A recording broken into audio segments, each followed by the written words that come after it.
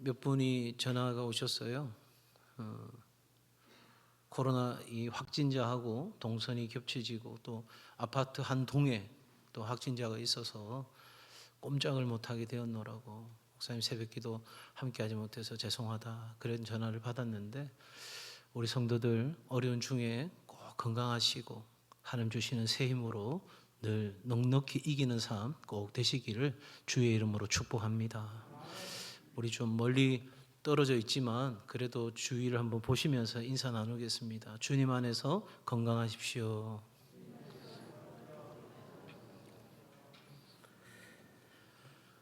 네.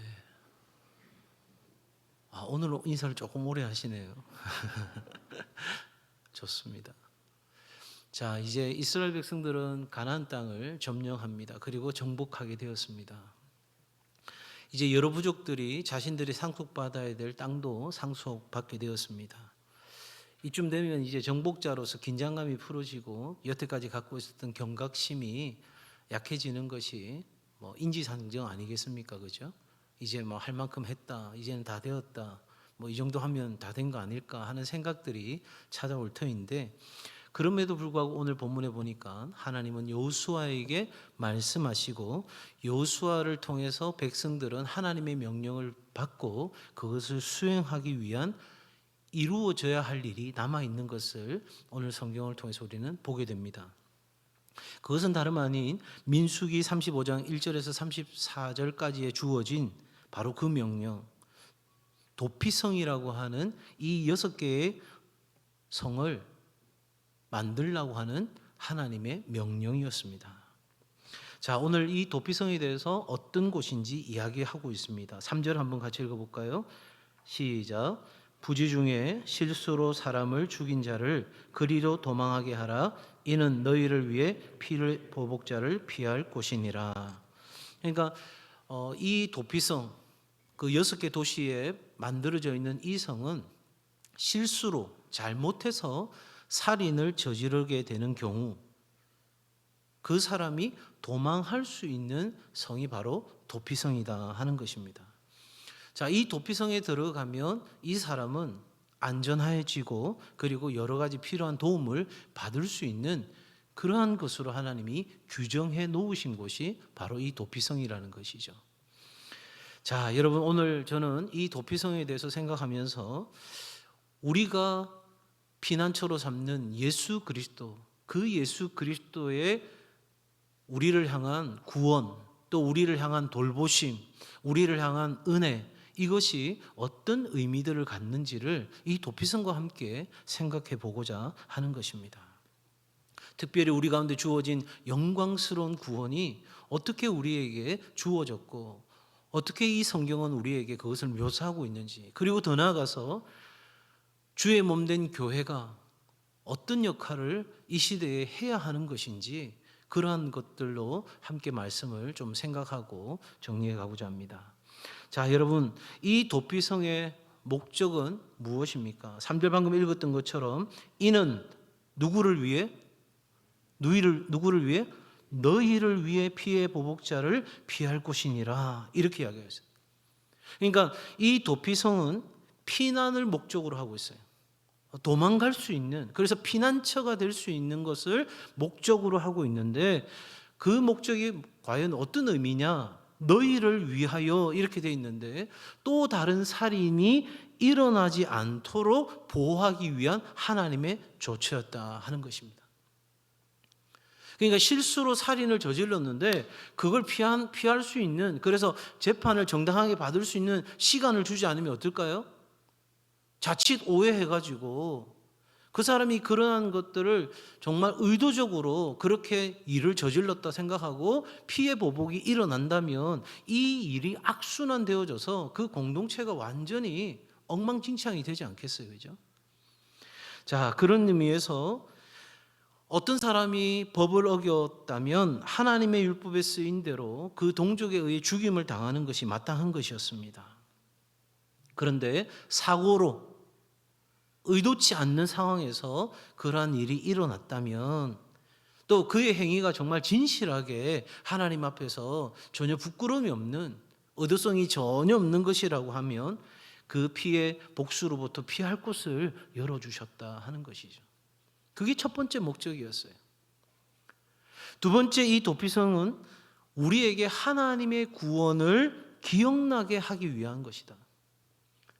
그러니까 아하, 내가 실수로 잘못했거나 뭔가 문제가 있었을 때 내가 하나님께로 피할 수 있는 곳, 하나님은 지금까지 구름 기둥과 불 기둥으로 나를 인도하신 것처럼 언제나 내 삶 가운데 그러한 것을 예비하고 계신 것을 보여주는 하나의 또한 상징이었다는 거예요.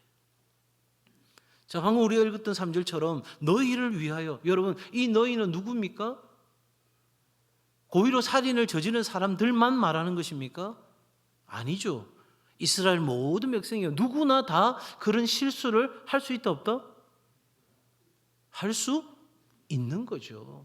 그러니 그 도피성을 만들어서 모든 이스라엘 백성들이 피할 수 있는, 그래서 하나님이 그들을 어떻게 구원하셨고 어디까지 여기까지 인도해 주셨는지를 보여주기 위한 분명한 목적으로 이 도피성이 만들어졌다 하는 것입니다. 여러분, 그러기에 우리에게도 이 도피성은 피난처 되시는 예수 그리스도, 내가 피할 수 있는 유일한 곳이 있음을 보여주는 중요한 한 가지 사건이다, 이렇게 말할 수도 있을 것입니다. 자, 그러면 여러분 이 도피성이 만들어지는 과정을 한번 보자고요. 1절 보세요. 1절 같이 읽습니다. 시작. 여호와께서 여호수아에게 말씀하여 이르시되, 그래서 2절에 보니까 도피성을 너희를 위해 정하여, 이렇게 이야기하고 있어요. 자, 도피성은 누구에 의해서 예비된 것입니까? 그렇습니다. 하나님에 의해서 예비된 것입니다. 그냥 우리 인간들이 만들어 놓은 하나의 제도나 규례가 아니라 하나님께서 이 일을 친히 예비해 주셨고 그 일을 시작하셨다 하는 것입니다. 그러니 여러분, 이것은 전적인 하나님의 은혜로 예비되어졌다는 거예요. 앞서도 제가 말씀드린 것처럼 이 도피성은 우리의 구원과 관계에 있다고 말씀드렸잖아요. 우리의 구원의 성격을 보여주는 장소가 바로 도피성이다, 이렇게 말씀드렸어요. 그 말의 의미는 뭐냐면 방금 드렸던 하나님이 먼저 예비하셨다는 말과 연결해서 본다면 하나님께서 그것을 먼저 제안하셨다는 거예요. 우리가 아직 죄인 되었을 때에 예수께서 우리를 대신하여 십자가에 달려 죽으신 거죠. 하나님이 우리를 먼저 찾아오신 것이에요. 그리고 우리가 괜찮을 때, 우리가 뭔가 의로울 때, 우리가 사랑받을 만한 존재였을 때 예수께서 십자가에 달려 죽으신 것이 아니라 바로 우리가 죄인 되었을 때, 오히려 십자가에 달리시는 예수를 모욕하고 멸시하고 천대하고 박해하고 조롱하던 그런 우리를 향해서 먼저 찾아오셨다, 먼저 손을 내미셨다 하는 것입니다. 그리고 하나님께서는 우리가 구원 얻을 수 있는 그 길을 예비하신 것처럼 바로 이 도피성을 그렇게 준비하셨다 하는 것입니다.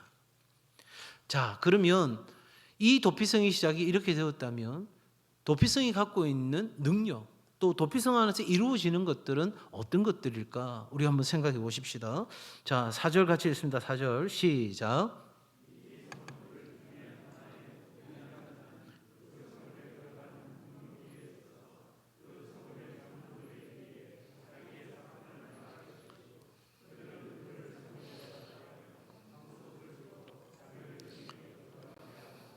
자, 이제 그 성에 들어가려면 장로에게 일어난 상황에 대해서 소상히 이야기를 하고 그렇게 해서 자기가 거주할 곳을 배정받는 상황이 됩니다. 자, 이런 상황이 되고 나면 그 다음 5절입니다. 5절. 자, 같이 읽습니다. 시작. 피의 보복자가 그의 뒤를 따라온다 할지라도 그들은 그 살인자를 그의 손에 내주지 말지니 이는 본래 미워함이 없이 부지 중에 그의 이웃을 죽였음이라. 그러면서 6절에 재판받기 전까지는, 또 그 대제사장이 죽기 전까지는 그 성읍에 거주할 수 있다는 거예요. 쉽게 말해서 여러분, 그곳은, 도피성은 구원의 능력이 있는 곳이었다 하는 것입니다.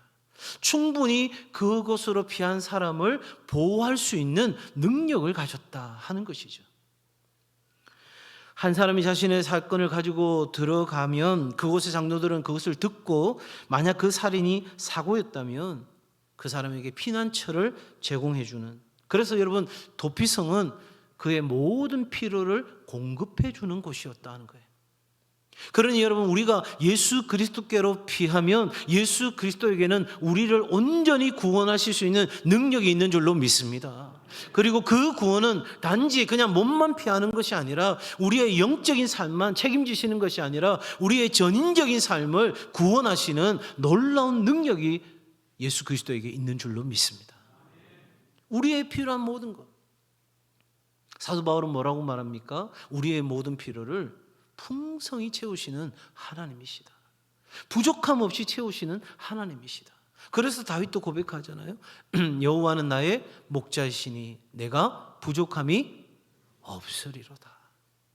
그러니까 하나님께로 피하는 자, 예수 그리스도께로 피하는 바로 그 모든 사람들에게는 그와 같은 구원의 능력이, 모든 필요가 채워지는 그 도피성과 같은 역사가 일어난다는 것이죠.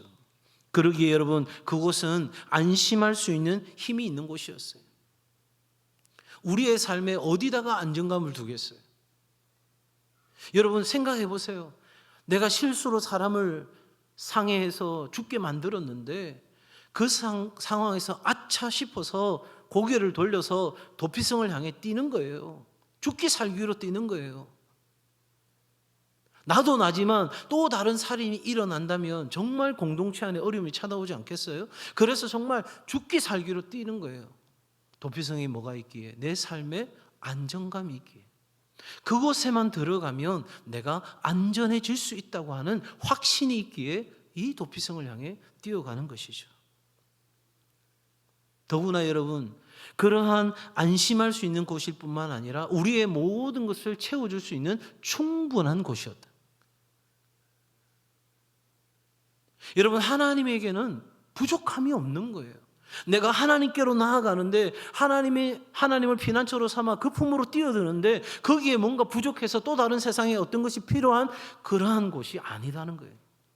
그 도피성 안에는 나에게 필요한 뭐가? 모든 것이 준비되어져 있다는 것입니다.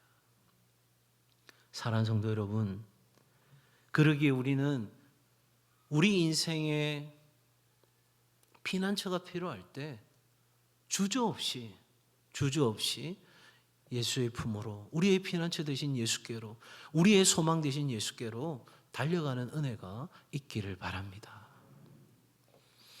자, 그러면서 여러분 이 도피성의 위치를 통해서도 우리는 우리를 향한 구원의 역사가 어떠한 의미를 갖는지 이해할 수 있어요.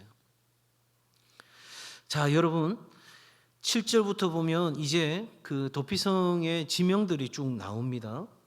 이에 그들이 납달리의 산지 갈릴리 게데스와 에브라임 산지의 세겜과 유다 산지의 기랏 아르바 곧 헤브론과. 자, 무슨 말입니까? 지금 도피성이 어디에 있어요? 예, 산 위에 있습니다. 산 위에. 특별히 여러분 이 도피성은 모두에게 유효한 곳이었어요. 그냥 딱 돌아서면 보이는 곳인 거예요. 뿐만 아니라 여러분 모두가 접근하기 쉬운 거예요. 누구나 올 수 있는 거예요. 여러분 세상 사람들은 우리 기독교를 가리켜서 배타적이라고 이야기합니다. 예수 그리스도에게만 구원이 있다고 하니 우리를 향해 배타적이라고 하는데 사실 그 말이 맞지 않아요. 왜? 배타적이란 말은 우리가 예수 믿기에 다른 사람들을 상종 못하겠다 이게 아니거든요. 우리는 뭐라고 말합니까? 누구나 오라는 거예요. 그렇지 않아요 여러분? 우리 교회 불교인 오면 안 됩니까? 무슬림 오면 안 됩니까? 당연히 와야죠. 와서 피난처이신 예수 그리스도를 발견하고 그 복음을 발견하고 예수 그리스도 안에서 진정한 안정감을 누리고 충분한 그 하나님의 채워주심과 돌보심을 경험하는 일이 우리 가운데 일어나야 되는 거죠. 그러니 여러분 하나님의 교회는요 어떤 사람이든 수용할 수 있는 준비가 되어 있어야 되는 거예요. 우리가 여러분 사람 가리기 시작하면 여러분 죄송하지만 더 이상 교회는 아닌 거예요. 아니 예수님이 우리 있는 그대로 다 받아줬는데요. 그런데 우리가 이 사람은 괜찮고 저 사람은 안 되고 이 사람은 그래도 좀 반듯하게 생겼으니까 되고 저 사람은 늘 술에 취해 있는 사람이니까 안 되고 여러분 그게 아니에요. 그렇지 않아요, 여러분? 이 도피성은 누구나 쉽게 접근할 수 있는 곳. 그래서 누구나 볼 수 있는 산 위에 눈에 띄게 세워져 있었습니다. 특별히 그 도피성은요, 준비되어져 있었습니다. 언제 사람이 들이닥칠지 모르잖아요, 여러분. 살인 사건이 언제 일어날지 예측할 수 있습니까? 그러니 여러분, 이 도피성은요, 다 준비하고 있었던 거예요. 저는 이 부분이 굉장히 중요하다고 생각해요. 먹을 식량도, 거주할 수 있는 집도, 모든 것이 다 준비되어 있는 거예요. 올해 아무도 안 올 수 있죠. 내년에 또 아무도 안 올 수 있습니다. 안 오면 좋은 거죠, 사실은. 그렇잖아요? 사건이 일어나지 않은 거예요. 그런데 언제라도 사건이 일어나서 뛰어들어오면 그 사람을 뭐 할 수 있는, 받아줄 수 있는 모든 준비가 갖추어져 있다는 거예요.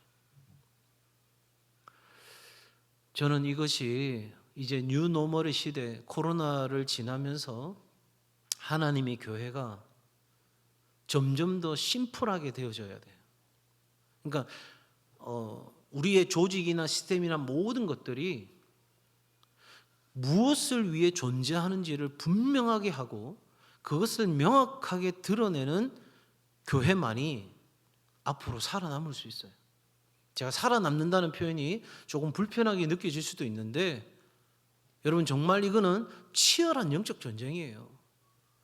그냥 코로나 왔구나, 또 오미크론 왔구나, 이제 또 다음에 다른 것도 오겠구나, 뭐 그런 차원으로 넘어갈 문제가 아니라, 여러분, 이 마지막 때에 하나님의 사람들이 모이는 것에 대하여 지속적인 영적 공격이 있다는 걸 우리가 생각한다면, 여러분, 모이는 교회인과 동시에 흩어지는 교회가 되어졌을 때, 여러분, 흩어지는 교회로 내 집에서 하나님 앞에 예배 드리는 그 순간에도 모든 준비가 되어 있는, 내 있는 자리에서 진정한 하나의 작은 교회로서의 역할을 할 수 있을 때, 이 교회는 주님 오시는 날까지 강력한 하나님의 도피성이 될 수 있는 거예요. 근데 그 준비가 되지 않으면, 그 영적 훈련이 우리 가운데 되어 있지 않으면, 여러분, 아무도 우리는 우리의 삶의 자리에 받아들일 수 없다는 거예요. 그럼 어떻게 되죠? 점점 우리의 모임들은 없어져 가는 거예요. 여러분, 이 도피성을 향해 뛰어가는데, 그래서 그 길에 거치는 것이 없도록 깨끗하게 정리하도록 하나님 명령하셨어요. 여러분, 세상의 사람들이 하나님의 교회로 들어올 때 하나같이 말하는 게 뭐죠? 장벽이 높다는 거예요. 장벽이 높다는 거예요. 그래서 오죽했으면, 제가 언젠가 한번 이야기했는데, 교회는 핵심 멤버가 죽어야 교회가 산다는 책이 나왔겠어요. 우리끼리는 좋고 우리끼리는 단단한데 연약하고 어린 신자가 들어와서 적응하기는 너무너무 어려운 거예요. 우리끼리는 좋은 거예요. 우리끼리는 다 통하는 거예요. 제가 앞에 사역했던 포항중앙교회 처음에 제가 다시 부목사로 갔을 때, 저는 사실은 뭐 부목사로 사역을 참 많이 했고, 그 전에 제가 담임 목회도 했기 때문에 쉬이 적응할 수 있다고 생각하고 갔는데, 여러분, 그 교회는 그 교회만의 문화라는 게 있잖아요. 해오던 전통이라는 게 있잖아요. 이 너무 쉽게 그냥 그렇게 흘러가고 있는 거예요. 그래서 제가 스탑. 새가족이든 새신자든 누구든지 왔을 때 이해될 수 있는 방식으로 말하자. 우리만 아는 말, 우리만 통하고 있는 말, 우리는 아하며 어하고 다 아는 그 말 가지고 갈 게 아니라, 우리 교육자들부터 새로운 사람들이 친절하게 알 수 있도록, 우리 안에 들어올 수 있도록 그 모든 장벽들을 제거하는 작업을 해야 한다는 거예요. 예를 들어서 이런 거예요. 성미 가져오신 분 어디에다가 갖다 놓으세요. 주부에 놨어요. 그런데 새 가족은 그 어디가 어딘지 알 길이 있어요, 없어요? 없는 거예요. 제가 저희 아이 둘이 키울 때 사역지를 옮기는 과정에서 제가 제일 속상했던 적이 딱 한 번 있어요. 참 감사하게도 저희 큰 녀석은 진짜 적응하는 데는 탁월한 것 같아요. 그래서 아마 사역하는 데 있어서도 큰 어려움이 없었는데 중학교 이제 1학년, 중학교 이제 3학년 될 때 제가 사역지를 옮겼거든요.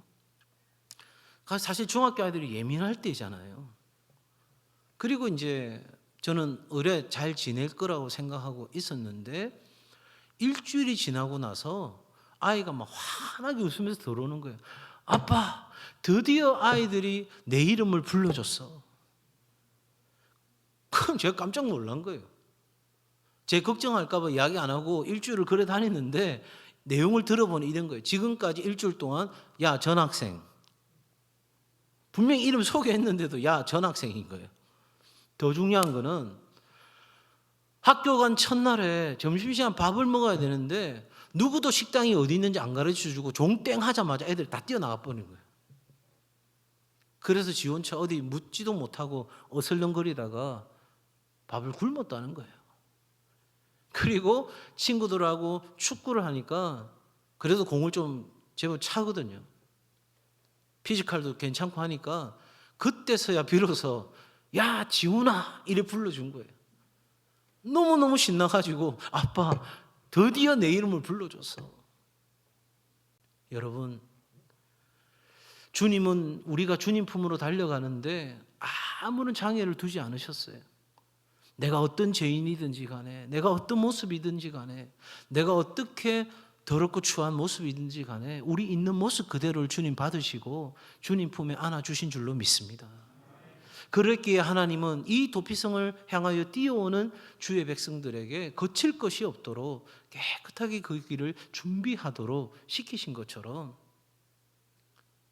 우리 역시도 하나님 앞에 거칠 것이 없이 달려가야 되는 것과 동시에 우리 공동체도 누구든지 달려올 수 있도록 장애물들을 제거하는 작업을 우리는 계속해서 해 나가야 할 줄로 믿습니다. 특별히 여러분, 그 문은 닫힌 적이 없어요. 닫힌 적이 없어요. 항상 뭐 하고 있다? 열려 있다는 거예요. 열려 있다. 그것으로 가는 방향은 분명했습니다. 뭐 이렇게 헷갈릴 필요도 없어요. 정확했어요. 여러분, 우리가 세상에 보여줘야 되는 이 복음의 길, 진리의 길은 명확한 거예요. 아주 심플한 거예요. 다른 이름으로는 구원받을 만한 이름을 주신 적이 있다 없다? 없다는 거예요. 그러니까 심플하게 우리는 예수 복음 전하고 그 복음대로 살아가면 우리는 세상을 구원할 수 있는 그 역할을 감당할 수 있는 삶을, 공동체를 이루어 가게 되는 줄로 믿습니다. 사랑하는 여러분, 만약에 하나님께서 지정해 놓으신 이 도피성이 없었다면 아마도 수많은 사람이 생명을 잃었겠죠. 그것도 변명 한 번 못하고 설명 한 번 못하고 나 실수였는데 내가 어떻게 잘못해서 그런 일이 일어났는데 그 한마디 말도 못하고 수많은 사람들이 죽고 죽이는 일들이 일어났겠죠. 여러분, 이 도피성은 그러기에 전적인 하나님의 은혜입니다. 여러분, 우리는 그 하나님의 은혜로 그 도피성 안에 들어가서 피난처인 예수 안으로 뛰어 들어가서 우리는 그의 보호를 받고 그의 은혜를 덧입어 오늘을 넉넉히 살아갈 수 있는 삶을 살아가고 있습니다. 그러기에 하나님의 교회는 나를 위할 뿐만 아니라 너를 위해서도 존재하는 거예요.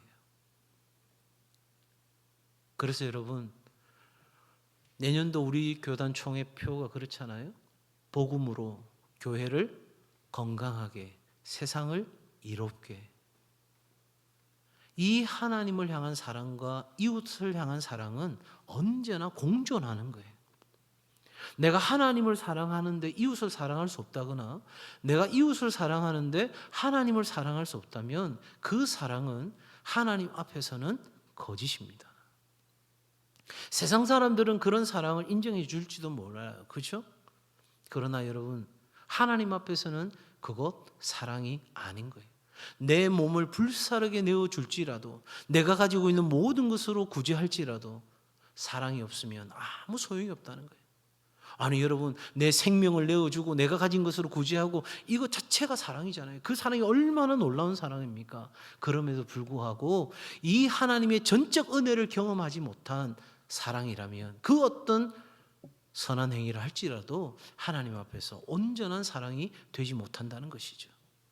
그러기에 이 도피성은 하나님의 은혜인과 동시에 우리를 향한 하나님의 사랑이었다 하는 것입니다. 사랑하는 성도 여러분, 오늘 이 설교를 준비하면서 그런 생각이 듭니다. 하나님께서 이 코로나 상황 가운데서 하나님의 사람들과 교회에게 말씀하고 있는 것이 뭘까? 정말 오늘 이 시대에 이 교회는 하나님의 도피성이 되고 있는가? 우리 하나님의 사람들이 정말 그렇게 준비되어져 있고 누구나도 이곳을 뛰어들 때 그들을 품고 안을 수 있는 그러한 따뜻한 사랑과 은혜가 우리 가운데 있을까? 그걸 되물어 봅니다. 여러분, 솔로몬은 성전이 봉헌되는 자리에서 이렇게 기도했습니다. 싸움에서 패배한 사람이 이곳에서 회개하고 주께로 돌아오면 주께서 받아 주시옵소서. 백성이 죄를 지어 하늘이 닫히고 비가 내리지 않을 때 이곳에서 기도하면 들어 주시옵소서. 기근이 일어나고 전염병이 번지고 깐부기가 극성을 부릴 때 백성들이 이곳에서 기도하면 재앙을 덜어 주시옵소서. 이방인도, 하나님을 알지 못하는 이방인도 여기서 기도하거든 들어 주시옵소서. 주의 백성이 포로로 사로잡혀 가더라도 이곳을 바라보며 기도하거든 불쌍히 여겨 주옵소서. 여러분, 하나님은 바로 이곳에서 우리가 기도의 불꽃을, 사랑의 불꽃을, 하나님이 우리를 무조건적으로 받아주신 그 사랑이 온전히 드러나는 삶으로 우리를 초청하고 계시는 줄로 믿습니다. 여러분, 이제 한 해를 마무리하고 새해를 준비하는데 우리 공동체가 정말 이 시대에 진정한 도피성이 되고 더 나아가서 예수 그리스도의 품 같은, 정말 어머니의 따뜻한 그 품 같은 그 역할을 감당할 수 있는, 상처 입고 연약하고 어려운 이들을 보듬어 안고 갈 수 있는, 그래서 세상에 많은 사람들이 울고 싶을 때 이곳에서 울고 또 우리는 그들을 위해 함께 울어주고, 많은 말이 아니라 그들의 눈물의 자리에 함께 묵묵히 있어주고 견뎌주는 그런 정말 하나님이 기뻐하시는 그 구원의 방주의 역할을 감당하는 은혜가 우리 가운데 있기를 바랍니다.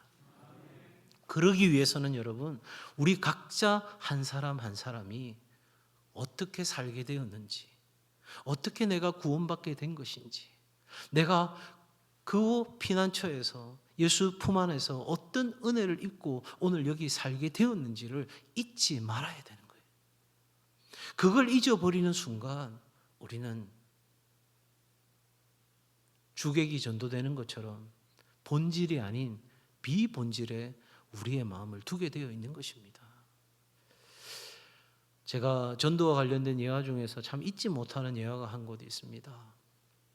어느 책에 있는데 제가 책 제목이 정확하게 기억이 나지 않아 인용을 제가 못하는데 내용은 이렇습니다.